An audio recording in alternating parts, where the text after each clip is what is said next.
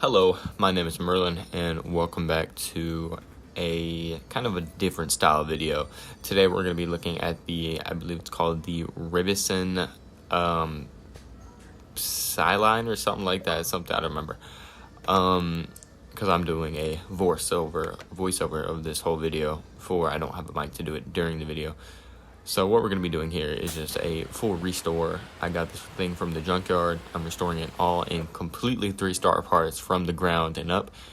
This whole video is going to be about an hour and a half with taking it to the track, testing the top speed and controllability all throughout. Right now we're just going to be giving it a little wash and then taking it to the car lift to go ahead and get the suspension out, the motor out, and all that good stuff. And yeah, just enjoy this little, I guess you can call it a montage. But until we get to that, we're just going to take a look at the engine here. Not much. Actually, there's quite literally nothing in there.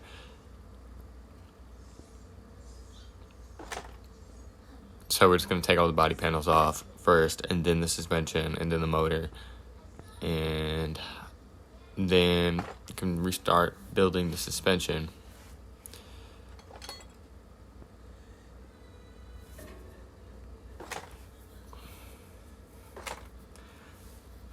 Now, I did say this channel was going to be for my 95 Firebird, but unfortunately, as I mentioned in the last video, that I might end up moving down to Tennessee again and that I will have to resume the project next summer. Well, that did end up happening, which is truly unfortunate. But until then, I suppose I can just make content with what I have, which is these videos. I mean, rebuilding cars kind of matches the same somewhat theme, if you will. And then during the summertime, we will get into actually, quote, rebuilding a car. More or less just doing brakes and all that stuff. So yeah, I'm going to speed this up just a little bit and go ahead and enjoy this. Now, it's been a while since I've played this game, so bear with me. As well as I need to mention the fact that I am on controllers, so the precision is not all there.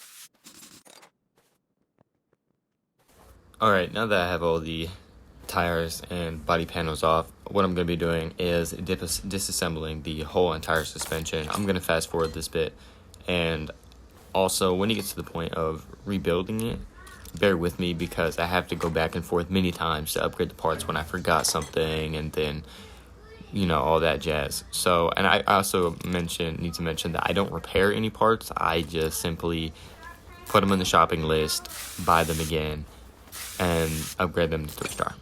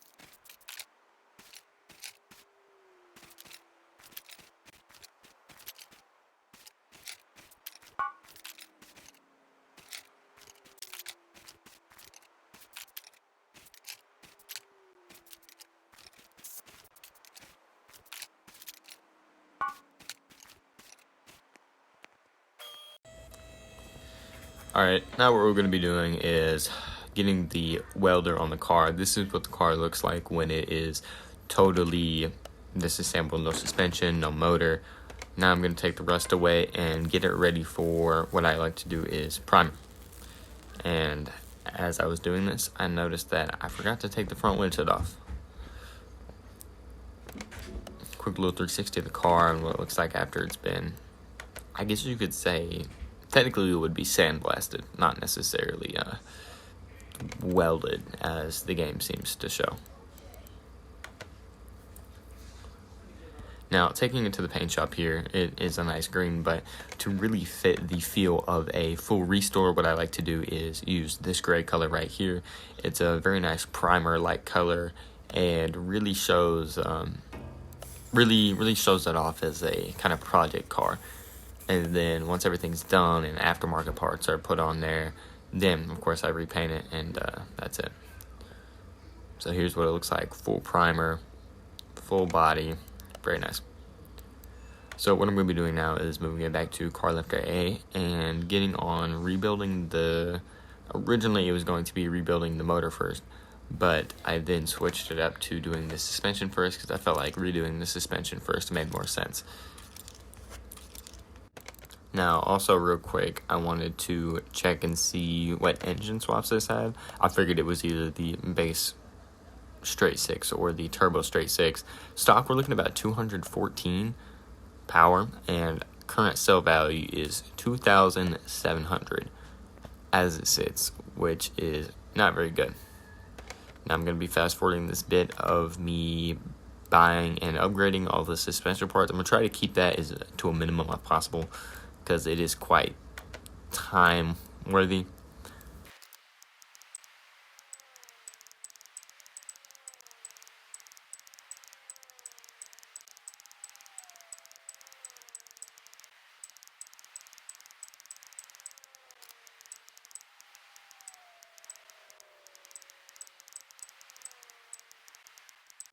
And now for the fun part, and probably I'd say the most painstaking part, upgrading all of the pieces.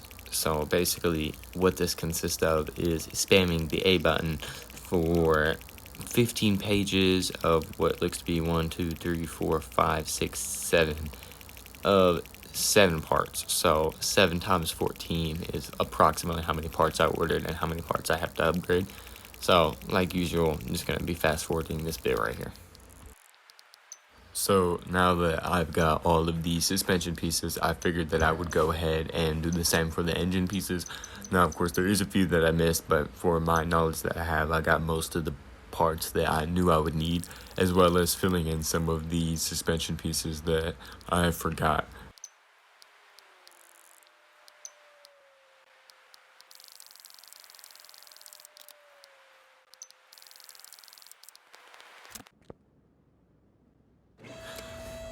Alright, now that I have all the suspension pieces and engine pieces for the most part, I'm just going to be putting together the suspension. Now, unfortunately, like a bozo, while trying to put together the front shock absorbers, I think I realized that I didn't have the front springs because I had only got the rear.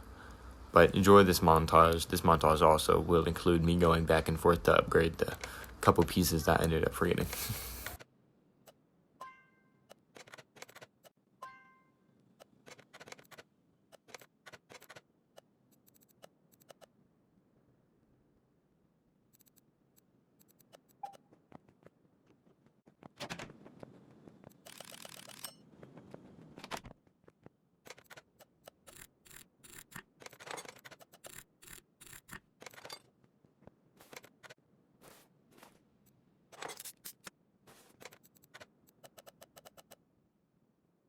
Now, another thing I like to do when doing these builds is after I get everything disassembled, I'll sell everything that's 99% so that way I don't have any. It's just kind of an annoyance to me to have those old parts there.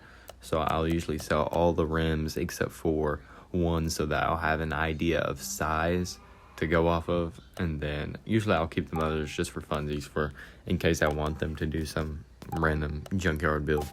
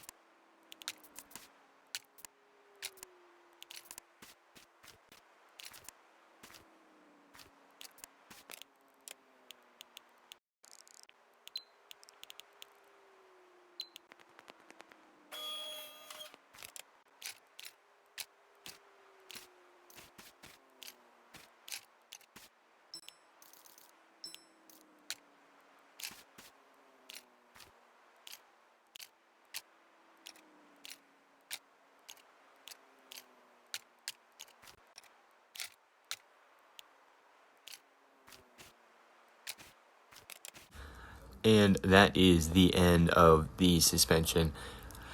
I think that took me probably about maybe 30 to 45 minutes. And of course, a lot of this is sped up. And at the beginning, I said this all was going to be like about an hour and 30-minute long video, but I forgot that I was going to be speeding most of it up anyway. So now what I'm going to be doing is just filling in the stuff like the ECU and the ABS pump and stuff like that I missed, as well as building the motor.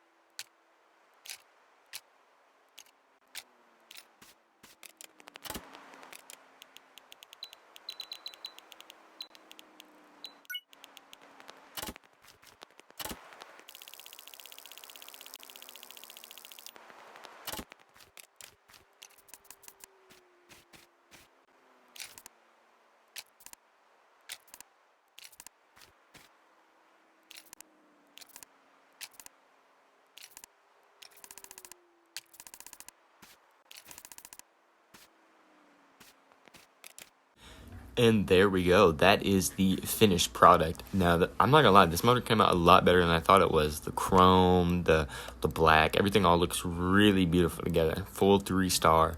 And I think now it's time to go put it in the car.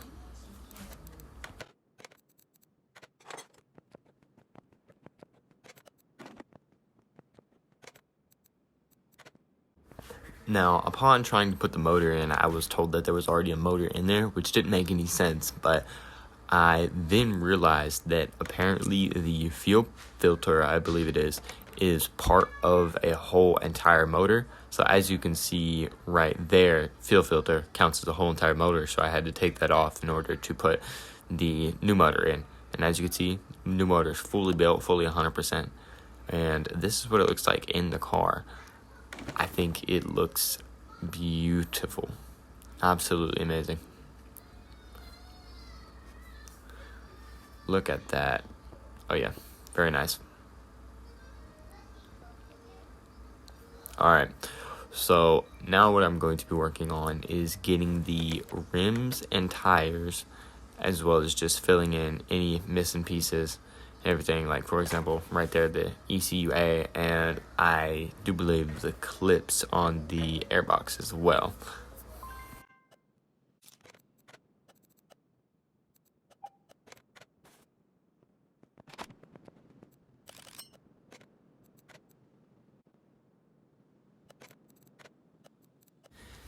Now, for rim choice, I couldn't really think of anything that would look good with these because, I don't know, I just feel like the rim options just aren't very nice.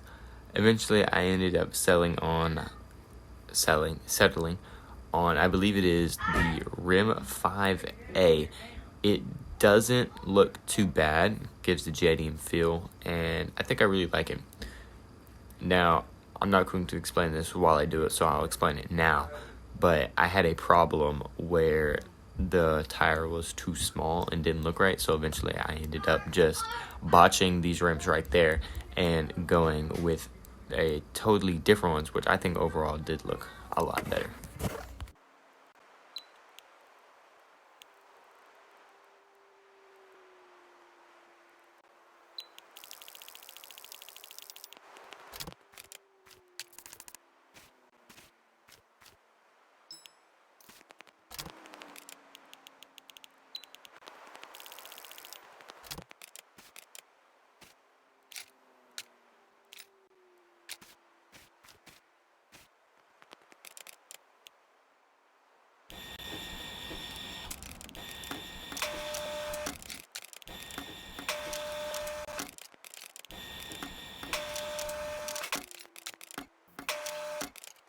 Now, for some reason, my overconfidence failed to see just how small these rims were, and I made and balanced all of them.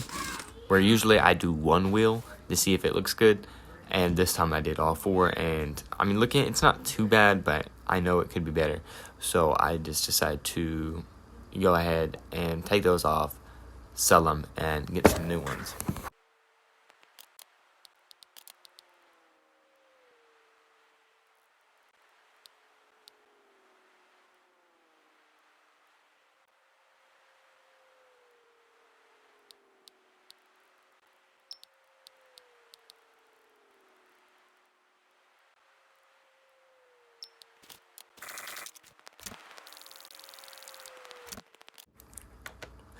Now, I will say that these rims look a lot better, and in the long run, I'm kind of glad that I ended up having to redo them all. This time I was a little bit smarter, and instead of doing all four, I only did one and put it on the car, and I think it came out really well. As you'll see here when I put it on, I think the tires are a little bit thick, but being that it is a track car, I suppose thick tires kind of do make sense, and overall it fits really well. One size or just one higher profile wouldn't do it too bad, if I'm being 100% honest with you. But overall, I think this looks really good.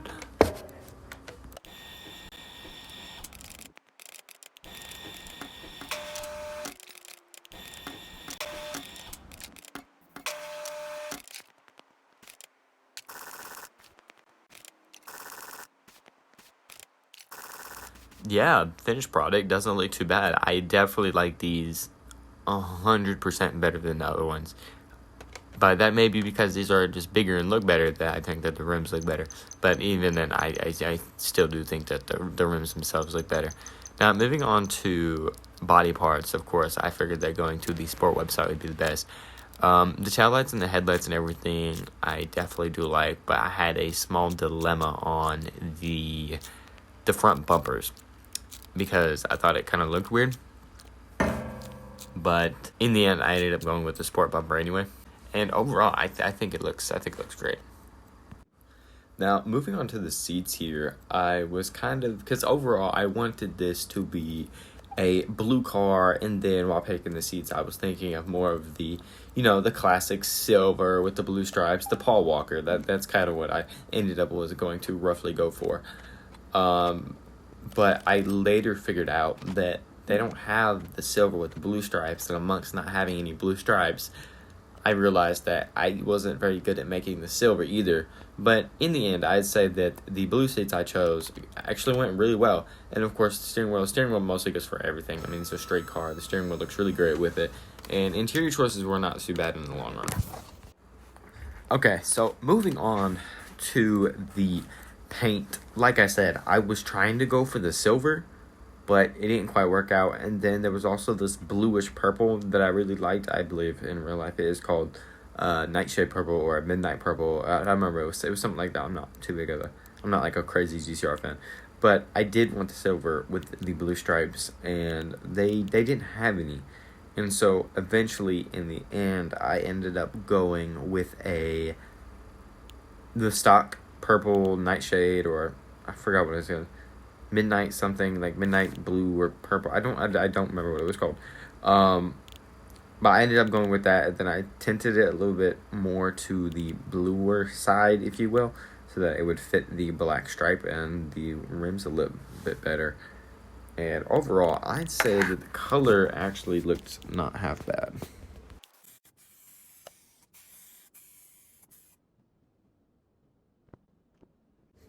Now, one thing I do love is that the chrome with the like little red accent engine and this color just really come together. It looks like a true GTR, and I love that. Now, of course, I'm pretty sure the real GTR has all-wheel drive, and that's what makes it a GTR, but this car does not have all-wheel drive, which, I mean, I would say I'm not complaining, but I kind of am, because that's kind of what makes the GTR the whole GTR. But, you know, I guess it is what it is. Now, of course, like a bozo, I was going to run this car on the dyno with absolutely no fluids. But, of course, you know, we got to fill those up. Or, I mean, you wouldn't even be able... The game wouldn't let you run the car with any fluids. And later on in this video, while I was playing, of course, I forgot the transmission and drive shaft. So, yeah, that was pretty funny. Man, I honestly love the way this car looks. I think it came out really well. And just doing the little quick overview, you can see that, you know, everything's green, everything's really nice, really great. And going over the, I think it is the parts overview to see if, like, you have all the parts. Or the Ribbsan Starline, that's what it was called. Sale value, $102,000. So we went from, I believe it was $2,000 to $102,000. So really, $98,000 profit. That's not counting all the money put into the performance parts and everything. And upon looking through the parts set, this is where I realized clutch release bearing, drive shaft, and gearbox, or the starter, were all parts that were not on the car. So adding those, I'd say it's probably $120,000 sale value. But once we got those on the car, I was finally ready to see what this thing does on the dyno. Now, while I was doing a quick overview of the car, I also figured that I would probably need a license plate. Now, what I was looking for here was a Japan license plate, because, you know, Japanese car, I figured it would go together quite nicely, but for some reason, this game does not have a Japanese license plate. So, in the end, I decided to go with the California one, because I don't know why. I just love the way California plates look, the white with the red cursive. I think they're really beautiful plates.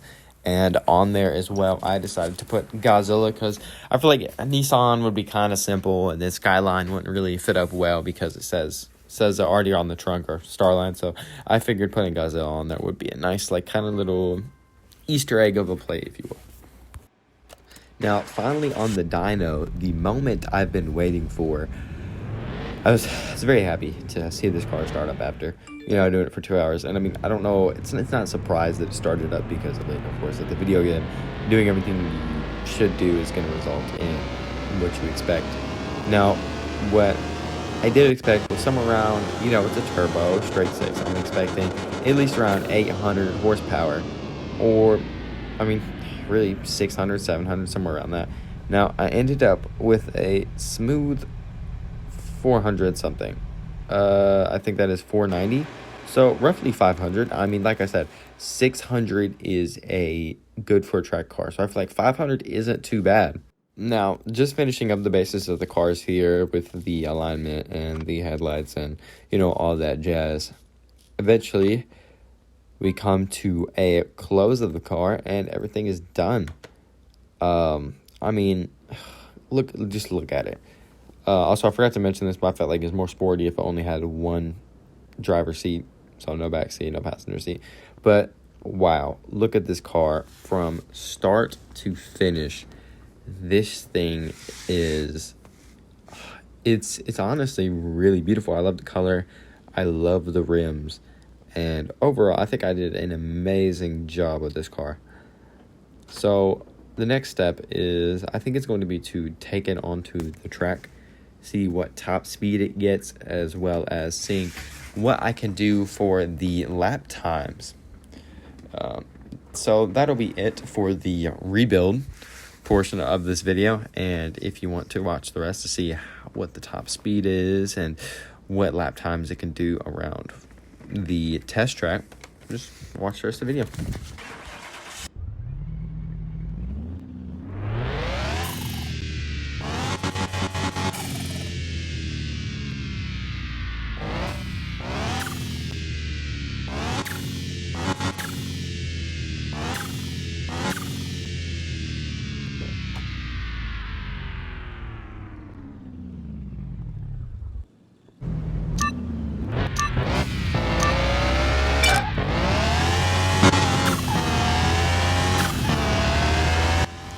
So far, so good. The time to beat is 1:29, which I did that in the Viper.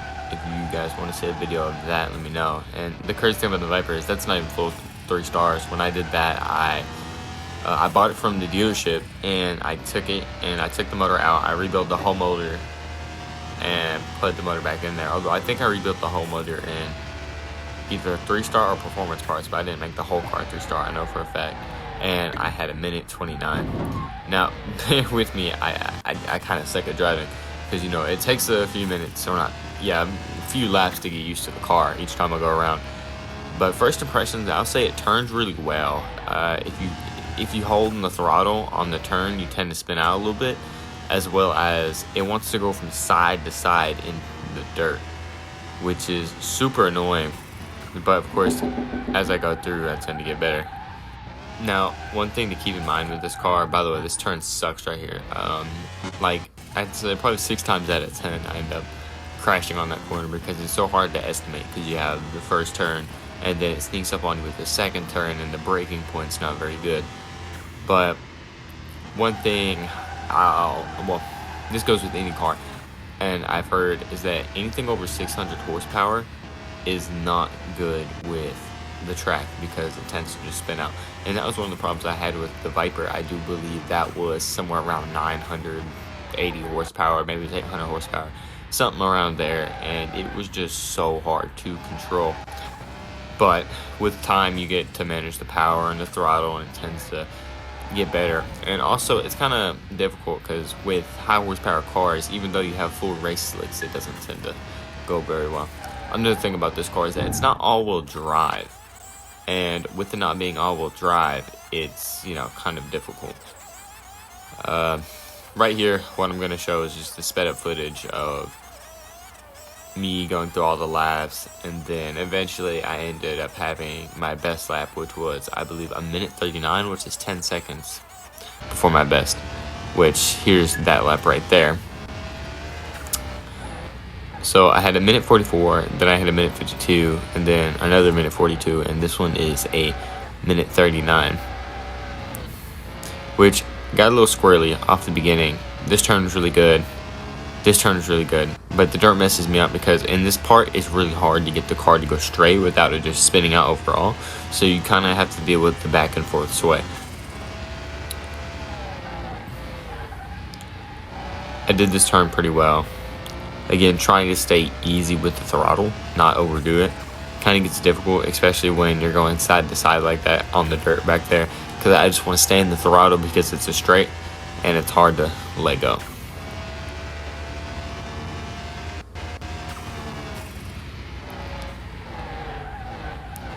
Same thing happens here with that same turn, always gets me.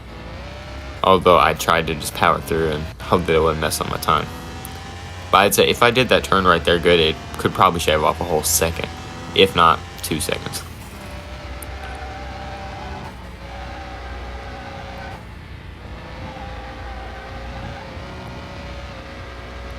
Again, squarely out the turns, trying to keep it straight.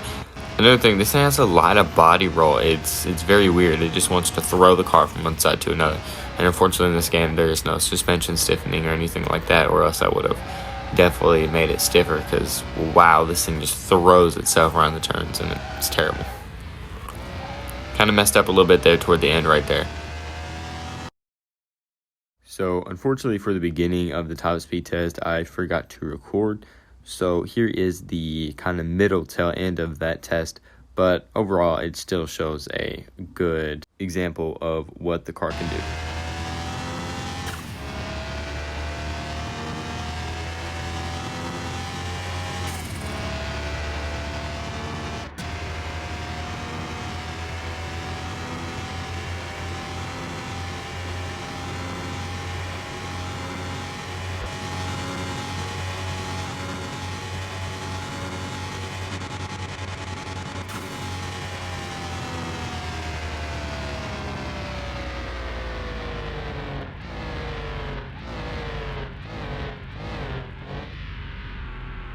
And that is going to be the end of the top speed test. If you haven't noticed already, it tells you at the top end, the top speed is a total of 162 miles per hour.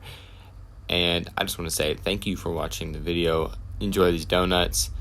And yeah, this has been the Firebird Factor, and this has been the restoration of the Ribbsan Starline, or better known as the Nissan Skyline. And with that being said, I hope you have a wonderful day, and stay tuned in the future for more videos like these, as I have nothing else to do.